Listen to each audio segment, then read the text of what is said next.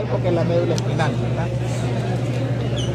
La columna vertebral está formada por estructuras óseas irregulares que se llaman vértebras, ¿verdad? Esas vértebras en su totalidad son, ¿cuántas? 33 vértebras, 34, 33, depende de las coxígeas, ¿verdad? 33 o 34, y están divididas en 5 regiones: cervical, torácica, lumbar, sacra y coxígea, ¿verdad? Algunos dicen, pero es que el sacro y el coxígeo ya no son vértebras, son huesos. No, son vértebras que están fusionadas, ¿verdad? Siempre son vértebras, lo que pasa es que están fusionadas. No querían estar separadas y se unieron, ¿verdad? Son muy amigas. Ahora bien, cada área de la columna vertebral tiene sus características importantes.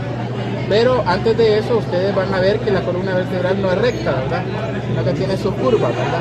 Como todo nuestro cuerpo tiene curvas, ¿verdad? La columna también tiene curvas, ¿verdad? Entonces, hay curvas primarias y hay curvas secundarias. ¿Cuáles son las primarias? Lordosis. Cervical y lumbar. Las torácicas y sacras. ¿Quién da más? Cervical y lumbar. Las cervicales Las primarias son las que tienen la toma como curvatura del lordosis. embrión. Ahí está. Las primarias, en eso se tienen que basar ustedes. Las primarias son las que tienen la curvatura original del embrión, ¿verdad? Hacia afuera. Entonces, ¿cuáles son esas? Las dorsales y las sacras, ¿verdad? Entonces, las dorsales y las sacras son las primarias. Entonces, las cervicales y las lumbares son las secundarias. Ajá. ¿Cómo se llaman las cervicales y lumbares? Escafosis. Lordosis. Son lordosis. Lordosis. Y las dorsales y sacras son las sifosis. ¿Verdad? Sifosis. Ok. Entonces, cuando la columna vertebral, esas curvaturas se alteran de forma que son muy prolongadas, entonces podemos tener una hiperlordosis o podemos tener una hipersifosis. Pero ¿qué pasa cuando la columna se desvía hacia el lateral? Escoliosis. Tenemos una escoliosis, ¿verdad? Podemos tener una escoliosis. Entonces podemos tener también una combinación de las dos. Una sifoescoliosis, una lordoescoliosis. Depende de la malformación con que haya nacido la persona o la deformidad que haya adquirido con el paso del tiempo también, ¿verdad? Muy bien. Ahora sí, las vértebras cervicales son 7. De esas 7, la primera, la segunda y la séptima se consideran atípicas porque no tienen la misma estructura que las otras. De ahí de la tercera a la sexta son típicas, ¿verdad? Ahí estamos en eso. La primera, ustedes ven, es solamente el cuerpo, ¿verdad? En forma de anillo, laminar, ¿verdad? Con sus carillas articulares superiores e inferiores en forma horizontal. Ustedes vean, fíjense bien cómo están las carillas articulares aquí y van a ver las demás cómo son. Estas son horizontales, ¿sí? Carillas articulares. No tiene apófisis o espinosa posterior y las laterales son muy cortas, ¿verdad? Lo que sí tiene son los agujeros transversos o cervicales, ¿verdad? Que son característicos de cada vértebra cervical, ¿ah? Característico. Si ustedes ven un agujero transverso o que perfora la transversa, ¿verdad? Esa es una cervical, ¿verdad? A menos que sea una malformación congénita, pero eso es una cervical. Entonces, esta es atípica por eso. Tiene en su agujero interno, en la parte posterior, tiene una carilla articular posterior. Esa es para que se articule con el diente del axis, ¿verdad? El diente del axis. Y entonces aquí forma una articulación sinovial, ¿verdad? Estas carillas articulares superiores son para que se articule con las dos prominencias occipitales, ¿verdad? Del hueso occipital del cráneo. Entonces acá sobre él descansa el cráneo. Por eso es que le pusieron atlas, ¿verdad? Como que se cargara el mundo en sí. Y este es un tipo de articulación sinovial también, una plana, ¿verdad? Tipo artroidea, plana, ¿verdad? Con movilidad escasa, ¿verdad? Con movilidad escasa. Es sinovial. Muy bien. Entonces, la segunda vértebra es el axis, ¿verdad? Que quiere decir diente, ¿verdad? Porque tiene una prominencia o apófisis odontoide, ¿verdad? Porque es puro diente, ¿verdad? Prácticamente es puro diente. Esto en la parte anterior. En la parte posterior vemos que ya empieza a tener un proceso espinoso. Otra característica de las vértebras cervicales es que los procesos espinosos son bífidos, ¿verdad? Tiene dos tubérculos, ¿verdad? Dos tubérculos, ¿verdad? Y aquí ya podemos ver las láminas laterales, podemos ver los pedículos, ¿verdad? Que unen a esas láminas, y podemos ver las carillas articulares superiores, vean, horizontales nuevamente, y las inferiores, acá, ¿verdad? Acá las inferiores, y el cuerpo, ¿verdad? Ya empieza a formarse el cuerpo vertebral. Muy bien. El axis en su diente tiene una carilla articular posterior y tiene una carilla articular anterior, ¿ya? ¿Para qué estructura se articula con la carilla anterior del axis?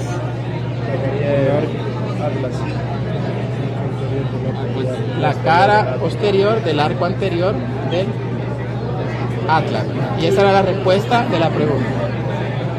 Porque en la carilla posterior lo que se articula es el ligamento transverso, ¿verdad? El ligamento transverso, ¿verdad? Que es el que permite que el axis se mantenga firme y no se vaya hacia adelante, ¿verdad?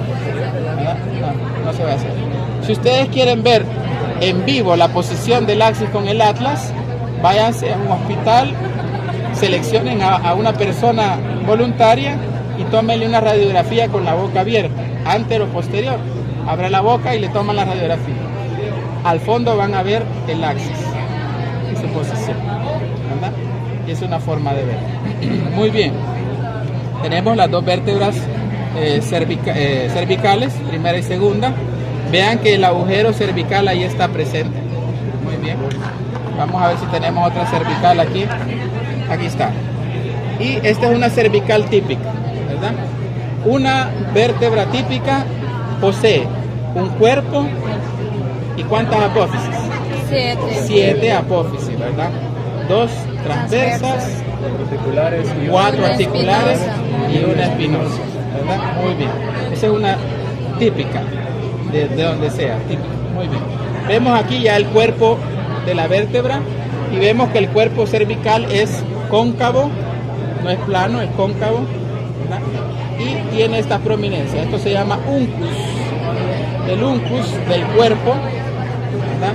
Esta es la carilla superior, la carilla inferior. Aquí tenemos las carillas articulares superiores, vean, en forma horizontal y un poquito baja, y las carillas articulares inferiores, ¿verdad? Vemos acá que la apófisis transversa está también como perforada, lacerada, ¿verdad? Y este es para el paso del nervio espinal, ¿verdad? Este es el canal del nervio espinal en la apófisis lateral, canal del nervio espinal. Bien. Y vean que el agujero es triangular, el agujero medular es triangular acá, y la apófisis es bífida, tiene 2 tubérculos, apófisis espinal. Aquí están las láminas y aquí están los pedículos. Ahora bien, ¿qué estructura pasa a través del agujero cervical?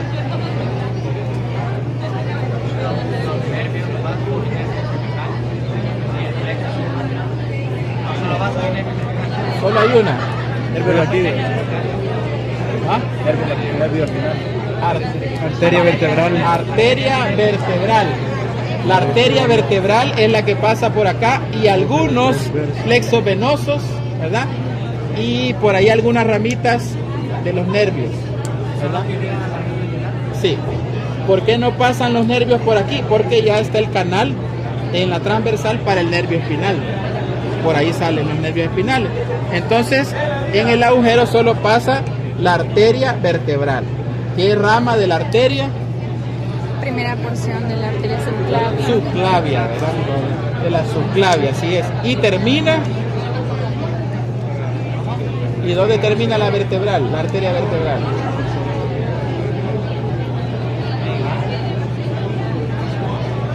penetra saliendo del atlas, sale del atlas, penetra por el agujero magno y se unen las dos para formar una sola arteria, que es la arteria basilar a nivel del cerebro. Es la arteria basilar, ¿verdad? Y de la unión de las dos vertebrales sale la arteria medular anterior, la arteria medular o espinal anterior, la arteria medular o espinal anterior.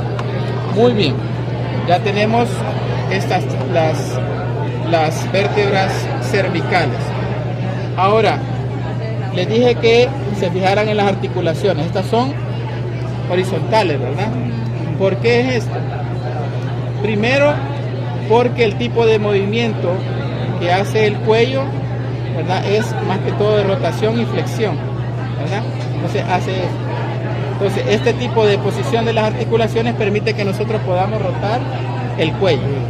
Ahora, la rotación es limitada, ¿verdad? Hasta aquí.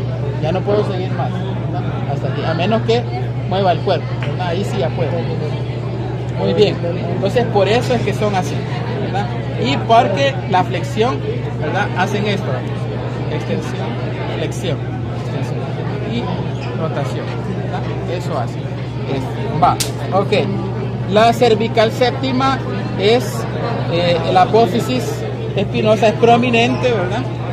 Es prominente y por eso se le llama la vértebra cervical prominente. Es una vértebra de transición, por eso es atípica, ¿verdad? Y después de la cervical séptima ya pasamos a las dorsales. Dorsales o torácicas, como ustedes quieran llamar, es lo mismo. Bien, aquí tenemos una dorsal, no, pero esta es cervical. De hecho, esta es la séptima. Esta es la séptima, ¿verdad? Esta es la séptima cervical. Ahí está, vean, bien prominente. Es la que más nos podemos tocar nosotros a nivel de la base del cuello, de la nuca. Y vean, siempre el agujero es triangular. Ok, ahí estamos. ¿Por qué identifiqué que era cervical? Por el agujero transverso. Eso, por el agujero transverso, ¿verdad? Eso es característico. Si ustedes ven una vértebra que tiene el agujero bien hechito, esa es una cervical, ¿verdad? ¿Por qué? Porque las demás tienen el agujero lateral. De hecho, no tienen el agujero bien hecho, sino que tienen una escotadura, ¿verdad? Y esa escotadura, cuando se une con la otra vértebra, entonces forman el agujero, ¿verdad? El agujero vertebral. Bien, esta es una como lumbar pequeña, pero digamos que es una torácica, ¿verdad? Se parece a una torácica. Las torácicas tienen el cuerpo, ¿verdad?, un poquito más gruesecito, más plano. Si ustedes ven, ya es más plano, ya no es cóncavo, es más plano, ¿verdad? Y tienen carillas articulares laterales y anteriores. Vean las carillas articulares y anteriores de los nervios espinales, ¿verdad? Y el ganglio, ¿verdad? El ganglio. Algunos vasos sanguíneos por ahí. Las dorsales van desde la T1 o D1, si ustedes quieren también, hasta D12, ¿verdad? Se consideran atípicas D1 y D9, D10, D11 y D12, ¿verdad? Se consideran atípicas. D1 porque está de transición con C7, ¿verdad? Y D9 a D11 porque las carillas articulares para las costillas son más pequeñas, ¿verdad? Y D12, ¿verdad?, es la de transición entre las dorsales y las lumbares, ¿verdad? Entonces, D12 por arriba es dorsal, pero por abajo es lumbar. Entonces, como que estuvieran fusionadas los dos tipos de vértebras. Eso hace que D12 sea más frágil a ese nivel. Y entonces es la vértebra que más se fractura en los traumas de espalda, ¿verdad? D12, porque está de transición. No es ni de aquí ni de allá, ¿verdad? Está de transición. Muy bien. Luego tenemos las lumbares, que ustedes ven que son más prominentes, más grandotas, ¿verdad? El cuerpo es más grande, más prominente, se reducen las apófisis transversas y la espinal es más corta y roma, ¿verdad? Las láminas crecen, ¿verdad? Son más prominentes y los pedículos también son más prominentes. Y las carillas articulares, vean ustedes, siguen horizontales, ¿verdad? Superiores, las inferiores en la parte posterior, ¿verdad? Y la escotadura del agujero es más grande, ¿verdad? Es más grandote. La escotadura, ¿verdad? Es más grandote. Muy bien. Estas en la parte de las láminas pueden presentar unas apófisis accesorias acá y unos cuerpos mamilares acá, ¿verdad? O apófisis mamilares que sirven de inserción para otros músculos, ¿verdad? Los músculos de la espalda, ¿sí? Entonces tenemos ahí las apófisis accesorias y los cuerpos mamilares acá. Son características de las lumbares. Las lumbares, ¿ok? Vean, el agujero vuelve a ser triangular, ¿verdad? Y se me olvidaba decirles que en la parte interna, en la cara posterior del cuerpo, acá en la parte interna, vamos a encontrar unos agujeros, ¿verdad? Igual que acá. Esos agujeros son por donde entran las arterias y salen las venas que nutren el cuerpo de la vértebra, ¿verdad? Acuérdense que la vértebra es irregular, por tanto es solo tejido esponjoso, ¿verdad? Entonces son ricas en médula ósea roja, ¿verdad? Médula ósea roja. Muy bien. Juntas forman un canal que dijimos que se llama el canal medular. ¿Qué estructura se encuentra en el canal medular? Plexo venoso, tejido adiposo. Por la principal. ¿Cuál es la principal? La médula espinal. ¿Qué más? Plexo venoso. Las capas meníngeas, los plexos venosos. Y tejido adiposo. Tejido adiposo graso y algunas arterias por ahí, ¿verdad? Algunas arterias que irrigan la médula espinal, ¿verdad? Muy bien. La médula espinal, acuérdense que viaja con sus 3 capas meníngeas, ¿verdad? La pía madre que está pegadita a la médula espinal, la aracnoides que está entre la pía madre y la dura madre, que está separada de la pía madre por un espacio que se llama el espacio subaracnoideo, ¿verdad? Que está que contiene líquido cefalorraquídeo, así es. Y tenemos la pía madre, la dura madre, perdón, que es la capa más externa y que está separada del hueso por un espacio que se llama epidural, ¿verdad? ¿Y qué hay en ese espacio epidural? Los plexos venosos y la grasa. Y la grasa, ahí está en ese espacio epidural. Y eso le sirve de colchón a la médula para que no se dé con los huesos, ¿verdad? La grasa, ustedes van a ver en varias partes del cuerpo hay grasa y que sirve de colchoncito para otros órganos para que no se dañe. La grasa es importante, ¿verdad? O sea que no hay que desecharla del todo, ¿verdad? No hay que ponerse a hacer dietas para ser tan delgados que no tengamos grasa. Tenemos que estar medio, ¿verdad? Sí. Ni tan ni muy. Ok. Eso en cuanto a la parte, esa es la parte móvil de la médula. Ahora, ¿cuál es la parte inmóvil? La parte que está fusionada, el sacro y el cox, ¿verdad? Que son 5 sacras y 3 a 4. 3, 4, hasta 5, dicen algunos, coxígeas, ¿verdad? Podrían ser 9, ver. Entonces, esta es la parte que no se mueve, es la parte poco flexible. Antes de eso, ¿por qué están ahora de esta forma las articulaciones? Ya no están horizontales, sino que están verticales. Esto es porque a nivel del tronco tenemos mayor flexión y mayor rotación que a nivel del cuerpo, ¿verdad? Entonces podemos hacer prácticamente más flexión, más extensión, ¿verdad? Y mayor rotación. Aquí sí ya puedo rotar más que con el cuello. No puedo verlos allá. Con el cuello no puedo, pero si pudiera, el exorcista o algo así. Entonces, el sacro, vean, en forma triangular con su base superior, el vértice inferior, tiene una cara interna cóncava y una cara externa convexa. La cara interna es lisa porque sirve de protección para órganos, ¿verdad? Y estructuras internas. Y la cara externa es rugosa porque sirve de inserción para músculos y tendones, ligamentos, ¿verdad? Muy bien. tenemos esta parte superior que se llama promontorio del sacro, que es el cuerpo de la primera vértebra sacra. Estas partes laterales que se llaman las crestas sacras, crestas laterales, ¿verdad? En estas crestas laterales, en la parte lateral, vamos a encontrar esta parte que tendría que ser más lisa, ¿verdad? Aquí hay cartílago en la parte viva, ¿verdad? Hay cartílago porque esta parte es la que se fusiona con el hueso coxal y hacen esto. Vamos a ver si podemos aquí. Sí, más o menos así. Así. Con el hueso coxal y hacen esto, ¿verdad? Y forman la articulación sacro-ilíaca, ¿verdad? Sacro-ilíaca. Muy bien. Luego tenemos estas carillas articulares que son para fusionarse con la última vértebra lumbar. Así, con la última vértebra lumbar, ¿verdad?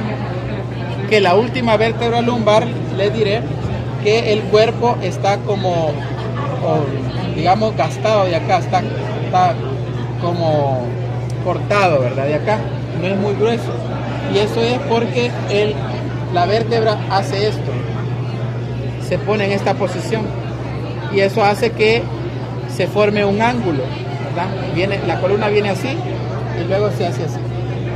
Y esto hace que se forme un ángulo, el ángulo lumbosacro. El ángulo lumbosacro que en la mujer es más prominente que en el hombre, porque el sacro está más cóncavo en la mujer y en el hombre está un poquito más plano. Y eso es porque la mujer tiene que estar así porque a la hora del parto, ¿verdad?, le sirve de canal para que el niño pueda pasar y pueda salir normalmente por el canal vaginal, ¿verdad? El hombre no tiene esa función, así es que por eso es un poquito más plano, ¿verdad? Muy bien. Entonces, vean, en la parte rugosa vamos a encontrar estas prominencias que están acá. Una prominencia media, que son las crestas medias. Lateral a ella tenemos las crestas laterales y más lateral tenemos las crestas laterales, ¿verdad? Bien, las crestas medias son los procesos espinosos fusionados de cada vértebra sacra. Las crestas intermedias corresponden a los procesos articulares. Exactamente, a las apófisis articulares fusionadas de cada vértebra. Y las laterales a las apófisis transversas, ¿verdad?, de cada vértebra fusionada. Entre las crestas vamos a ver estos agujeritos que están acá, que son los agujeros sacros posteriores y acá los agujeros sacros anteriores.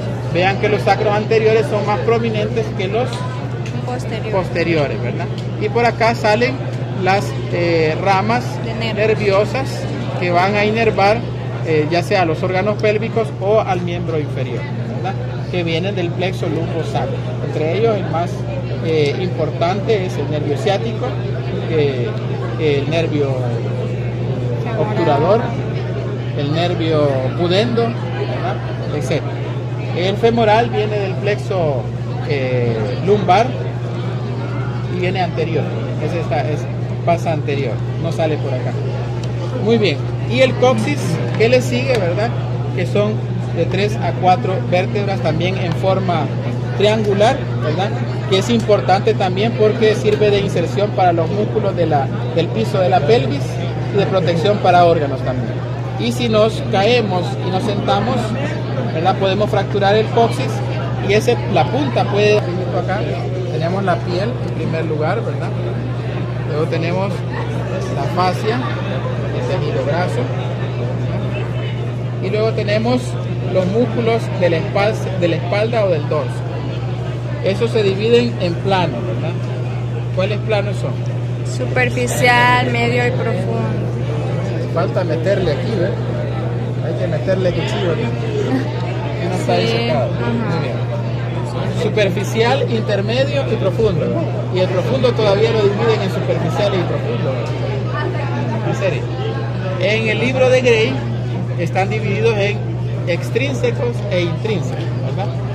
Los extrínsecos son los más superficiales y son los que tienen que ver más que todo con el movimiento de los miembros superiores y el aparato respiratorio, ¿verdad? Y los intrínsecos son los que tienen que ver con la columna, los movimientos de la columna y la postura, ¿verdad?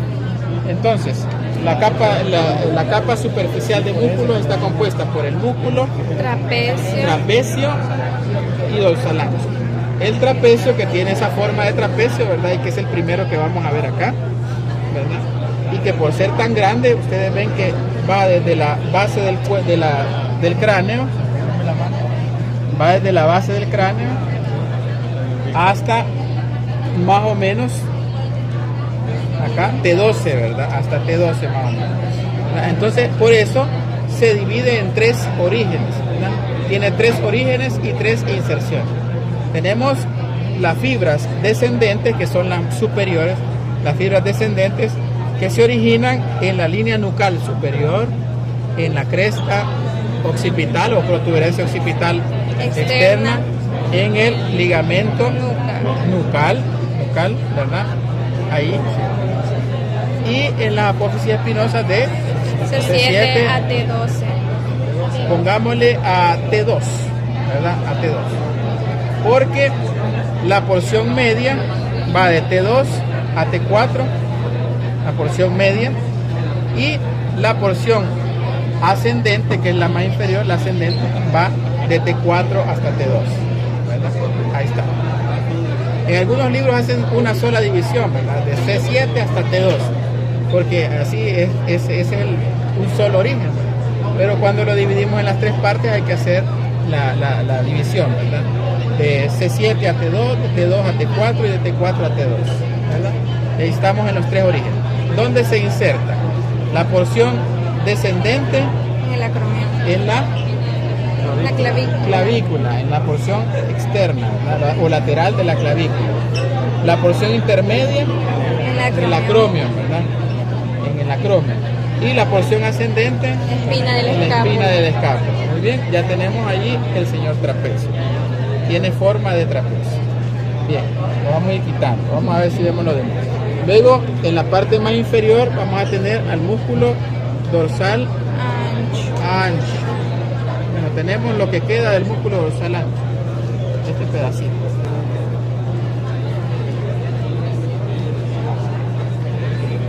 El dorsal ancho es el que cubre la parte inferior de la espalda.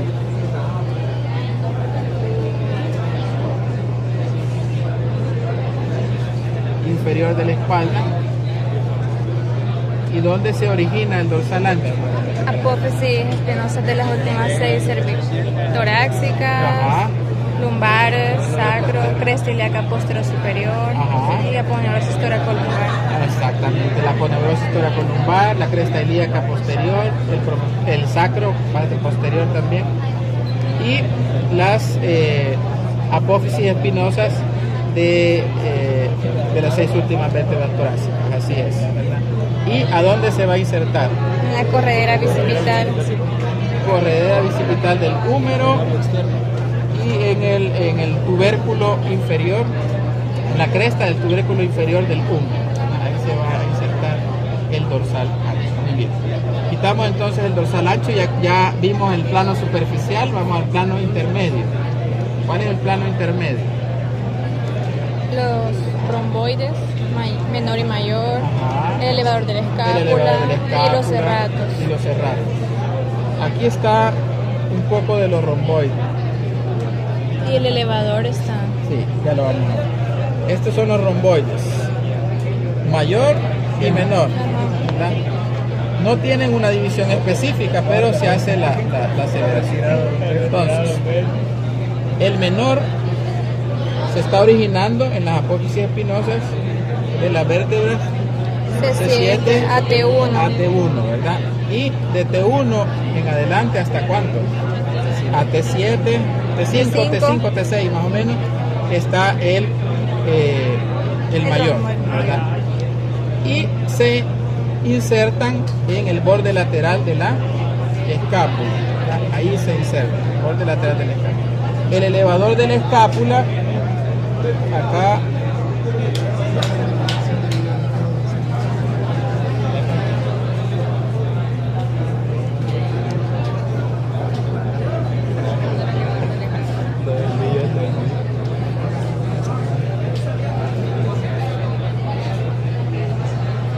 excelente, prendieron la luz.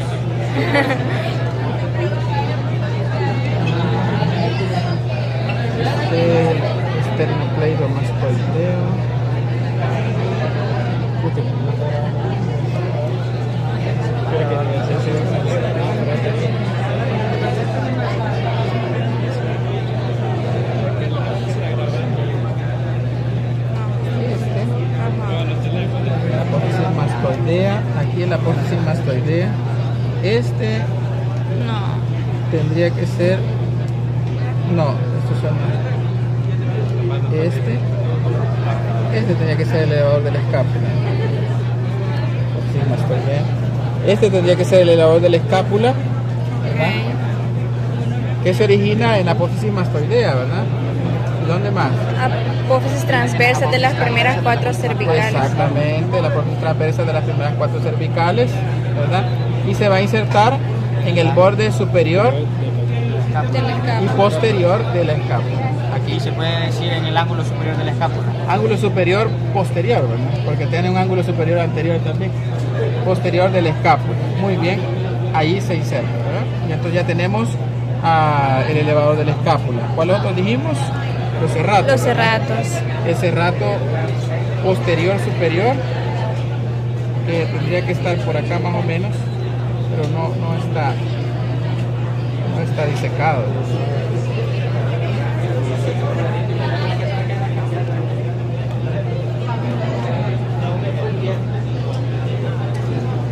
Tenía que haber cortado acá No están.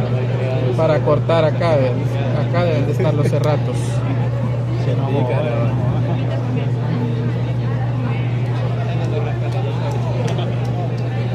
El serrato superior, que comienza en los procesos espinosos de quiénes. De las últimas 2 cervicales. De las cervicales. Y primeras torácicas. C6, C7, T1, T2, T3, más o menos. Y las prolongaciones se van a insertar en el borde superior, De la segunda de a las la quinta costilla. primera hasta la quinta costilla. Primera, quinta costilla. ¿Verdad? Borde superior. Y el serrato posterior inferior, que se va a originar de los procesos espinosos de las Últimas torácicas, primeras lumbares, ¿verdad? Así es. Y sus procesos van a irse a insertar en las últimas costillas, ¿verdad? Desde la 9 hasta la 12, en el borde inferior, ¿verdad? Borde inferior. Acá son borde superior, acá son borde inferior, de las últimas costillas. Muy bien, los serratos.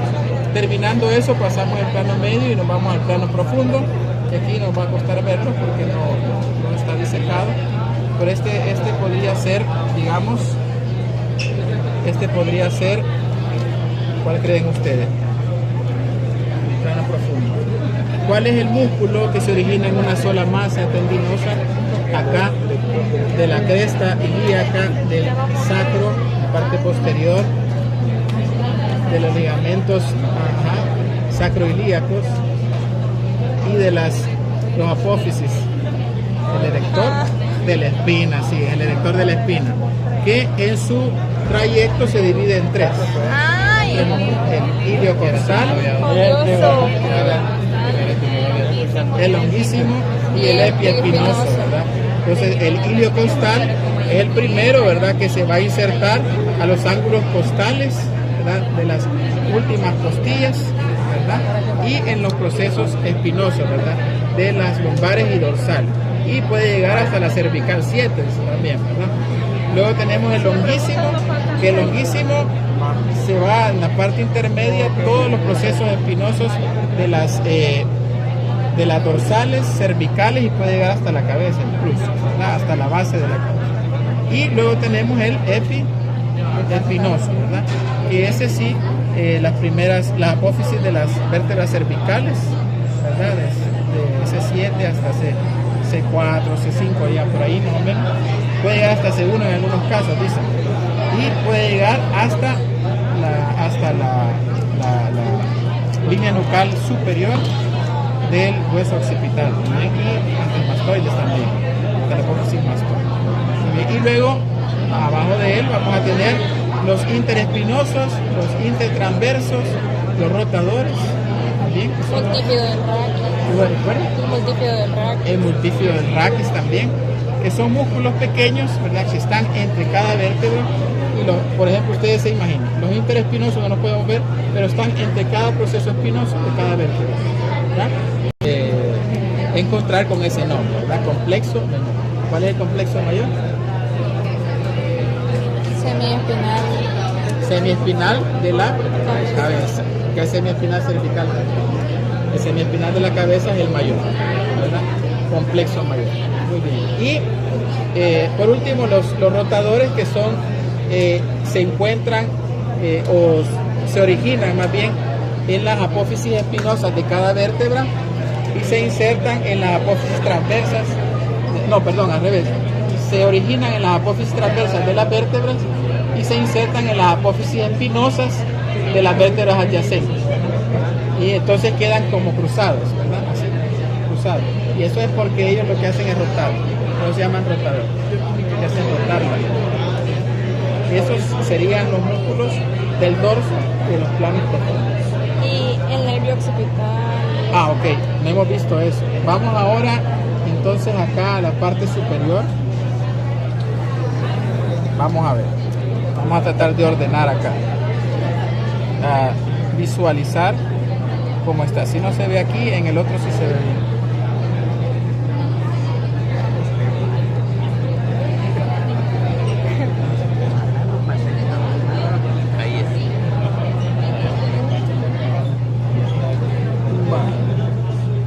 Línea media. En la línea media podemos situar al nervio occipital.